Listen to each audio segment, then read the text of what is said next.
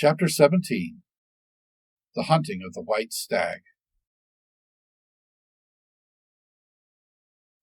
The battle was all over a few minutes after their arrival. Most of the enemy had been killed in the first charge of Aslan and his companions, and when those who were still living saw that the witch was dead, they either gave themselves up or took to flight. The next thing that Lucy knew was that Peter and Aslan were shaking hands. It was strange to her to see Peter looking as he looked now. His face was so pale and stern, and he seemed so much older. It was all Edmund's doing, Aslan, Peter was saying. We'd have been beaten if it hadn't been for him. The witch was turning our troops into stone right and left, but nothing would stop him. He fought his way through 3 ogres to where she was just turning one of her leopards into a statue. And when he reached her, he had the sense to bring his sword smashing down on her wand, instead of trying to go for her directly and simply made a statue himself for his pains.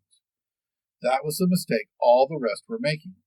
Once her wand was broken, we began to have some chance, and we hadn't lost so many already. He was terribly wounded. We must go and see him. Found Edmund in charge of Mrs. Beaver, a little way back from the fighting line. He was covered with blood. His mouth was open, and his face was a nasty green color. "Quick, Lucy," said Aslan. And then, almost for the first time, Lucy remembered the precious cordial that had been given her for a Christmas present. Her hands trembled so much that she could hardly undo the stopper, but she managed it in the end and poured a few drops into her brother's mouth. "There are other people wounded," said Aslan, while she was still looking eagerly into Edmund's pale face and wondering if the cordial would have any result. "Yes, I know," said Lucy crossly. "Wait a minute." "Daughter of Eve," said Aslan in a graver voice, "others also are at the point of death. Must more people die for Edmund?" "I'm sorry, Aslan," said Lucy, getting up and going with him. And for the next half hour they were busy. She attended to the wounded while he restored those who had been turned into stone. When at last she was free to come back to Edmund, she found him standing on his feet, and not only healed of his wounds, but looking better than she had seen him look. Oh, for ages. In fact, ever since his first term at that horrid school, which was where he had begun to go wrong. He had become his real old self again, and could look you in the face. And there on the field of battle, Aslan made him a knight. "Does he know," whispered Lucy to Susan, "what Aslan did for him? Does he know what the arrangement with the witch really was?" "Hush! No, of course not," said Susan. "Oughtn't he be told?" said Lucy. "Oh, surely not," said Susan. "It would be too awful for him. Think how you'd feel if you were he." "All the same, I think he ought to know," said Lucy. But at that moment they were interrupted. That night they slept where they were. How Aslan provided food for them all, I don't know. But somehow or other they found themselves all sitting down in the grass to a fine high tea at about 8 o'clock. Next day they began marching eastward down the side of the great river. And the next day after that, at about tea time, they actually reached the mouth. The castle of Cair Paravel on its little hill towered up above them. Before them were the sands, with rocks and little pools of salt water, and seaweed, and the smell of the sea, and long miles of bluish-green waves breaking for ever and ever on the beach. And oh, the cry of the seagulls! Have you heard? Can you remember? That evening after tea, the 4 children all managed to get down to the beach again and get their shoes and stockings off and feel the sand between their toes. But next day was more solemn, for then, in the great hall of Cair Paravel, that wonderful hall with the ivory roof and the west door all hung with peacock's feathers, and the eastern door which opens right onto the sea, in the presence of all their friends and to the sound of trumpets, Aslan solemnly crowned them and led them onto the 4 thrones, amid deafening shouts of, "Long live King Peter! Long live Queen Susan! Long live King Edmund! Long live Queen Lucy!" Once a king or queen in Narnia, always a king or queen. Bear it well, sons of Adam. Bear it well, daughters of Eve, said Aslan. And through the eastern door, which was open, came the voices of the mermen and the mermaids swimming close to the castle steps and singing in honor of their new kings and queens. So the children sat on their thrones, and scepters were put into their hands, and they gave rewards and honors to all their friends, to Tumnus the fawn, and to the beavers, and giant Rubblebuffin, to the leopards, and the good centaurs, and the good dwarves, and to the lion.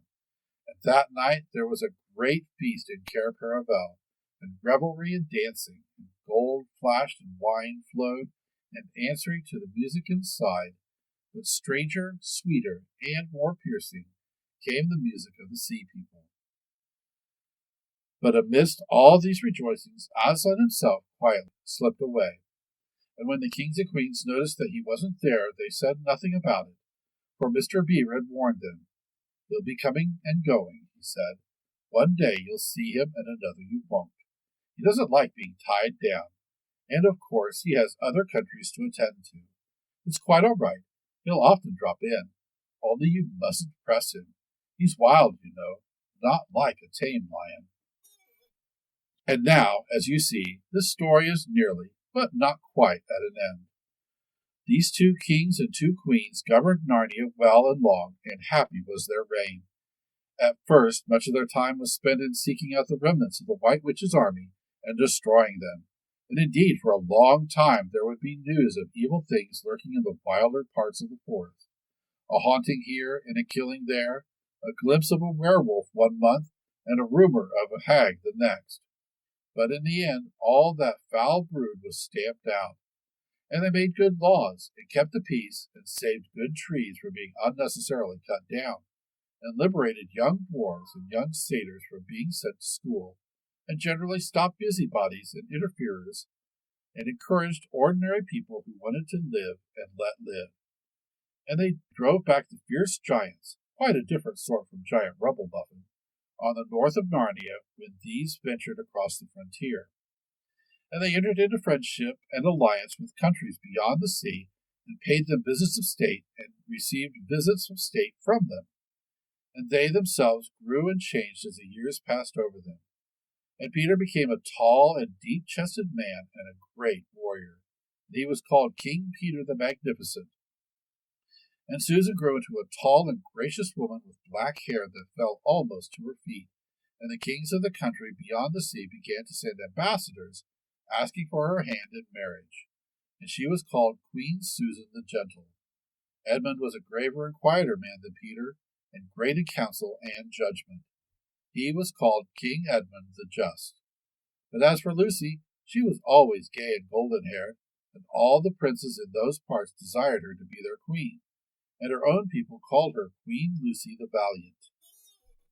So they lived in great joy, and if ever they remembered their life in this world, it was only as one remembers a dream.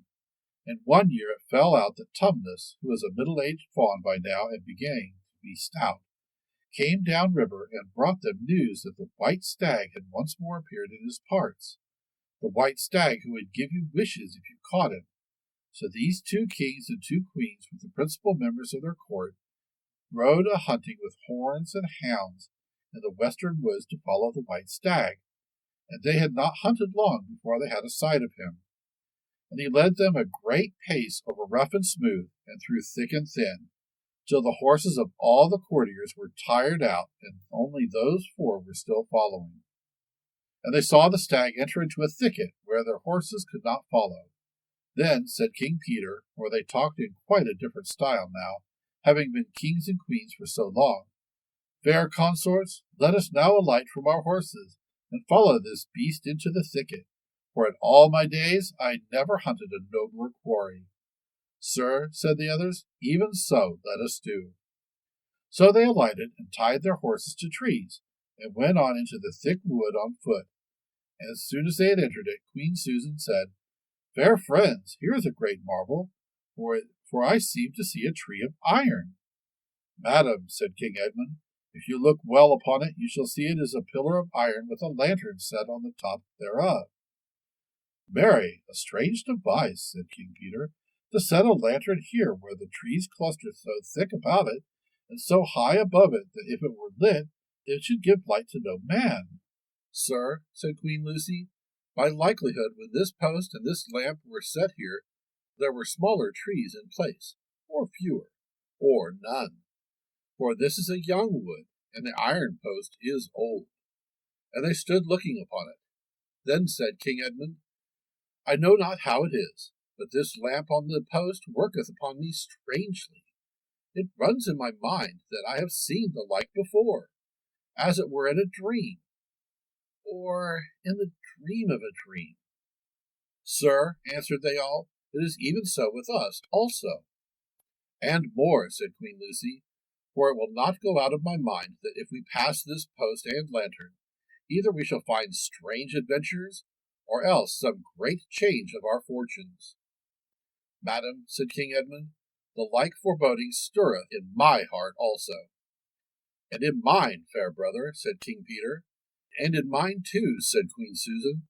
Wherefore by my counsel we shall lightly return to our horses, and follow this white stag no further.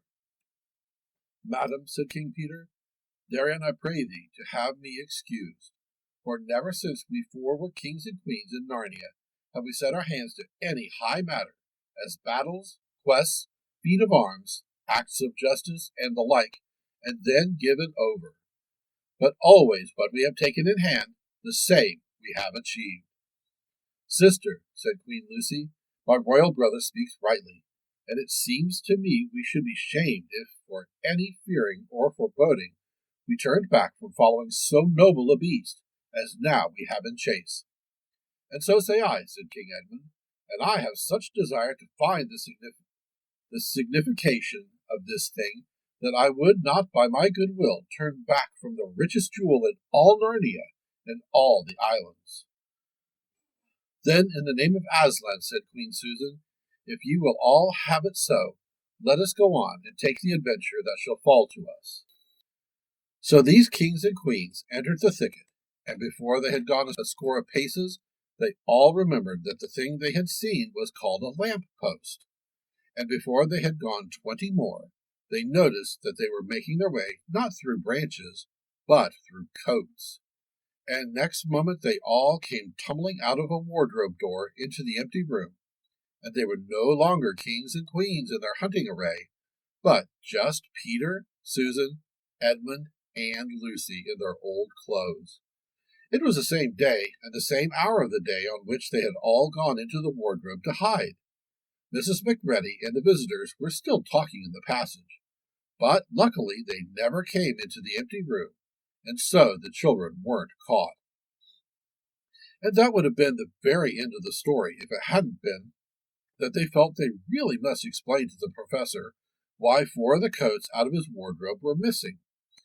And the professor, who was a very remarkable man, didn't tell them not to be silly or not to tell lies, but believed the whole story.